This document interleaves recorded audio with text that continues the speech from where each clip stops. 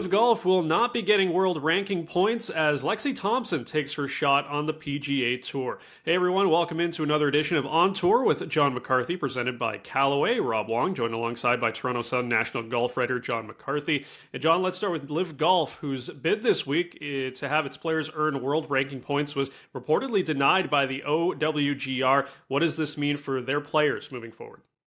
Well, it's bad news for their players, and it's bad news probably for the leadership of LIV Golf. It was something that likely was, if not promised to the players, but sort of told them that this is something that won't be a problem, and it's going to turn out to be a problem.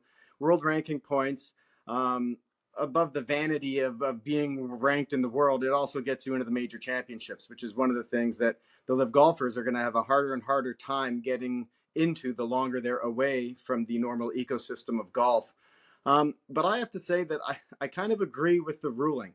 And it's just because the world ranking, you have to compare, you're trying to compare and rank all the golfers in the world. And you have one league that's playing a very different kind of golf. They're playing, 48-man fields with no cuts, 3-day tournaments. So if you're trying to compare them and rank them and slot them in where they belong, it's kind of hard because they play the same guys every week. And one thing that Martin Slumbers, who of the RNA, said, it's a closed ecosystem. Like, you can't work your way onto LIV. So theoretically, 5 years from now, it might have the same players on it, and they'll be 5 years older. The Poulters, the Westwoods, these guys are going to be, ready for or on the Champions Tour age group. And so it's going to be hard. If you win a tournament there, what's it worth compared to a tournament on the Corn Ferry Tour, on the PGA Tour? So it gets very difficult to compare apples to apples there. Of course, on the LIV side, they're going to say it's all a conspiracy to keep them out of major championships. But the one thing I've met some of these guys that are on the world ranking board. Martin Slumbers, they're very logical, detail-oriented guys. So there's, of course, the conspiracy theorists are saying, no, they're just trying to keep us out. But these guys, their attention to detail, it's almost to a fault. Like they love nothing more than talking about the very boring rules of golf and going through the formulas. So rest assured, that's what they did. And they just couldn't get their head around how to put those guys and compare them equally with the rest of the ecosystem of golf. So they're not going to like it, but that's the way it is. Although with the LIV PGA Tour deal in December, if that goes through, everything could change because the format for LIV Golf could change, and they have left the door open to revisit it if the format does change.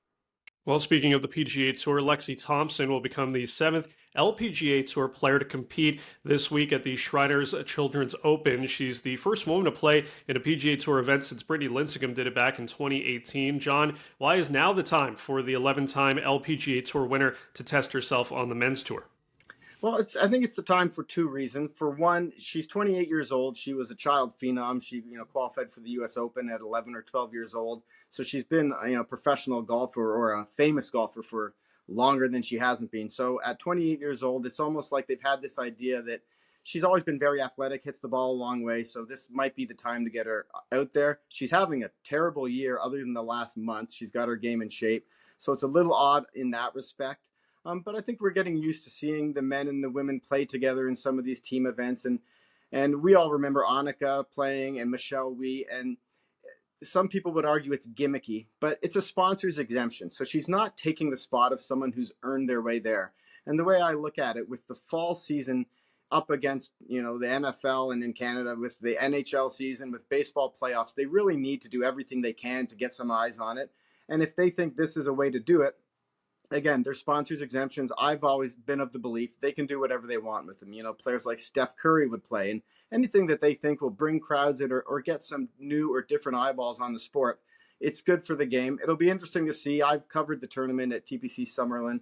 It's a shootout. It's usually very low scoring, which is going to, I think, make it hard for her because even though it's a relatively easy PGA Tour course, it'll be a very hard course for any female player. Even though she's a long hitter, it's going to be much longer than she's used to. It's Las Vegas. It's going to be hard, dry greens, and she's going to be coming at them from further than the men. So I don't like her chances to say make the cut, but I think if it gets some eyes on golf at a time where everybody else is focusing on other things, why not? Yeah, regardless, it'll be exciting to see what she can do out there. As always, leave your thoughts in the comments section below. You can find all of Jon's golf coverage at the Toronto Sun.